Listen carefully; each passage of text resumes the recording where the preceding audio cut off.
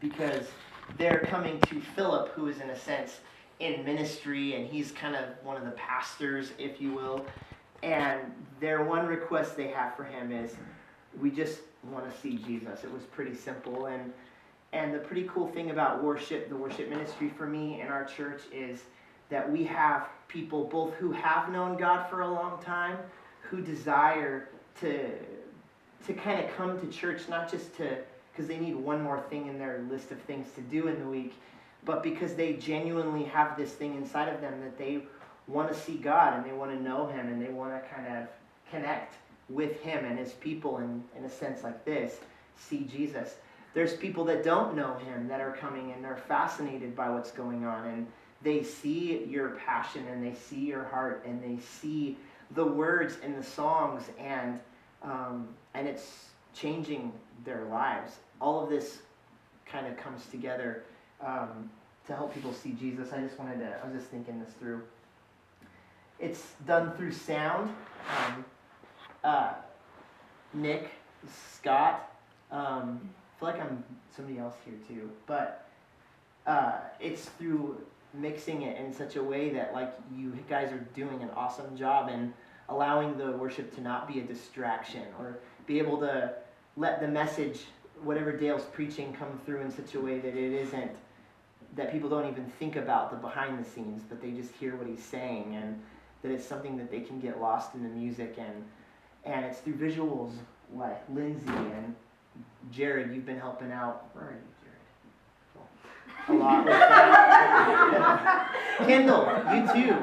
Like Frankie, when you do it, like people may not see you or know who's on visuals that morning, but you're presenting the messages of those songs and the verses and the message slides and everything. You're helping people to see Jesus, and it's through leading worship. Jared, thank you for where'd Jared go? Oh, hey, Jared. Thank you.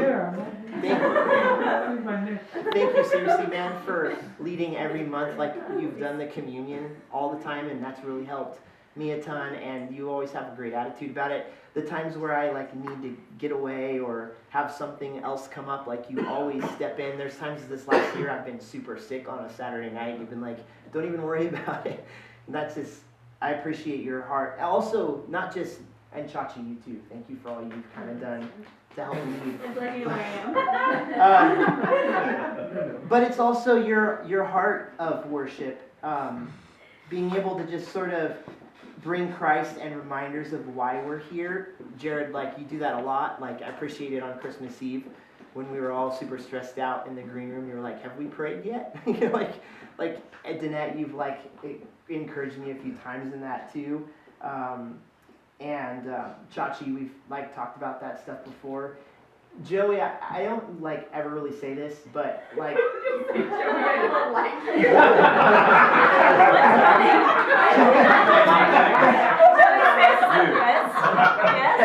He's like, I'm ready. Just alleviate this awkward tension. This whole meeting is for this, what I'm about to say to you right now. This is an intervention. Sexiness. Too much. I've seen pictures But seriously, dude, hey man, I just want to say, in 2 years and 4 months of leading worship at our church, I've never once come to a practice or to a Sunday morning where you haven't been fully there and excited to do it and have bad attitude or anything. You're always super laid back and so ready to do whatever needs to be done, and I just really appreciate you a lot for that, man. I never really tell you that, but you're such a servant, and it's through your passion on stage.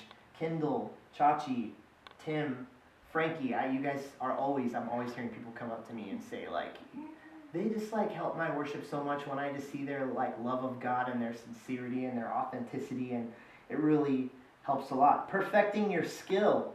Ben, Steve, Tim, and Chachi, you guys take it so seriously, and how Chachi, learning and bass. I mean, I know you've known how to play guitar, but seriously, like, thank you for picking that up and like being willing to kind of start leading from that. Been like your ability to like find tone and be there half an hour early every single time we have a rehearsal. Or so you beat me there, Mo. You're there. It's like before 6 o'clock on Sunday mornings in your car waiting. So, like, I appreciate you like taking it seriously, rehearsals, practicing. Tim, you like made like a lot of additions through like your laptop and like some of the sounds that you've tried to help make the keyboard sound better and practice that stuff. And Steve, like your ability to like. Steve, your ability to jump back and forth from the bass. I know you're taking bass lessons. Yeah. Trying to like get better at that too. Try to learn keys that may be way outside your comfort zone. When I like try to ask you to play some random, jumping out on Christmas Eve playing C minor and random stuff like you did spend time that day learning it, and I just really appreciate that. And then kind of finally to your spouses, which some of Amy, it's kind of weird because like Danette, you're a spouse, but also here on the team, Alex. You guys are more new to this team, but if your spouse isn't here tonight, Bella, Mindy, you too. Like, I'm right here. and Wendy, Trina. Just I want to say to your spouses. Jeremy again? And if you could seriously like relay this to your spouses for me, like thank them for me, because it isn't just you that's making the commitment, it's your spouse who's giving up a Monday night rehearsal or you having to get up super early to come to church when there's still kids to get ready, and bring you guys like 4 kids to get ready to take to church all by yourself because Steve's there at 6:15 in the morning, and so those types of sacrifices aren't seen or talked about, but they enable your spouse to be able to like do this ministry. So I just want to say.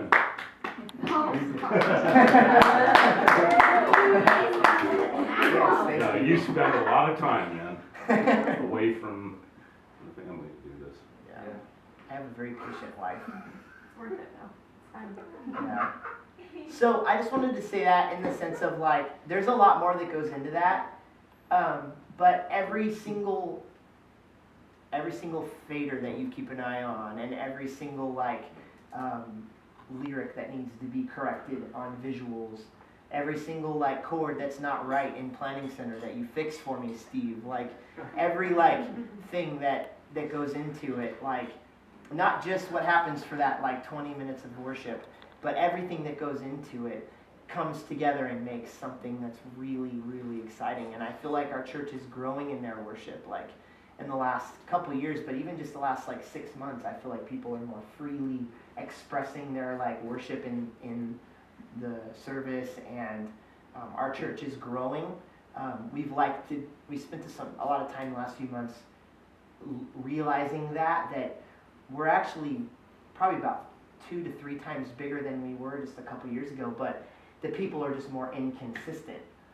It's deceiving because a lot of times our attendance numbers look the same as they did a year ago, but our list of people that we have attending our church is doubled. So it's kind of an interesting thing that we're learning how the church works and stuff like that. But people are definitely excited to be here and grow here and worship here, and so thank you for all that you do. So that was it. 2013 is going to be really awesome. We're going to do more of this and really try to build our relationships together more, and talk a little bit more about why we're here, what worship is. I actually have wanted to see like who would end up coming tonight, because I have a list of your names, and I have some books on my heart for you that I want to kind of give to you all individually. I guess it's sort of more a Christmas present, but I don't have them tonight. I'll single you out and give them to you because I think they would really mean a lot to you. But I want us to grow this year. Like, I want us to develop. I feel like maybe we've relied too much on maybe our skills. Like I think that we know we can pull it off. I think we know we can show up on a Sunday morning without a rehearsal and it'll work and it'll sound good and it'll look good and it'll be good. But I think we're capable of a lot more, and I think that's musically and spiritually and relationally, and I just think we're sort of complacent in a lot of ways. And so I'm not saying that as a discouragement as much as to say we've accomplished a whole heck of a lot with, I think, some of you more than others effort-wise, but I think for the most part we're cruising, and I think we can, with very little effort, see a lot more. And I think it's going to be exciting to do that together. I think we're going to be really excited in another year to see what our relationships look like and where we're at spiritually with each other and stuff. So I wanted to just pray for a few seconds, and I had a few specific requests. I was hoping I could ask a couple of you guys to maybe take a specific prayer, if you could. And we could just take like a few minutes to just kind of, and then we can hang out. Feel free to head out whenever you want to. I think we said 8:30 was our time. I don't think we need to be super strict on that, but just being respectful of Dave and Debbie and their home. But Danette, would you be willing to, you could pray for whatever else you want to, but would you be willing to pray for like just our team's spiritual growth, like over the next year, you know? Just that this, however you would want to frame this, these prayers, just maybe you could include it, or if that's all you pray is good. Jared, just for the spiritually, like the protection of our families, and in the midst of, you know, maybe serving a lot at church, or maybe Satan wanting to bring a stop to this, you know, like just our marriages and our families, and just that God would continue to lead and direct us individually in our relationships with God. And Nick, maybe just for people's salvation in our church, you know, like that what we do can be used for those who know God, but that we could also kind of have a heart more so even than we ever have before, that people that come and sit and have never experienced it before can maybe find their hope in Christ, you know. And Steve, maybe you could pray for Dale, just specifically, just for him as a leader, as our pastor, and just that he could continue to have vision and direction for our church, and that God would protect him too, and you know what I mean? Yeah. And then this is the last one. Ben, maybe you could just pray for just where we're at musically too, to increase. I know that Psalm 33:3 says for us to, our command is to play skillfully and with joy, and just that we could see what we have to offer be more pleasing to the ear than it even is now, you know, that we, because I know that that means a lot to you, and I think that'd be good. Whoever else wants to pray, and then I'll close this out. So, who would like to open? All right, thanks.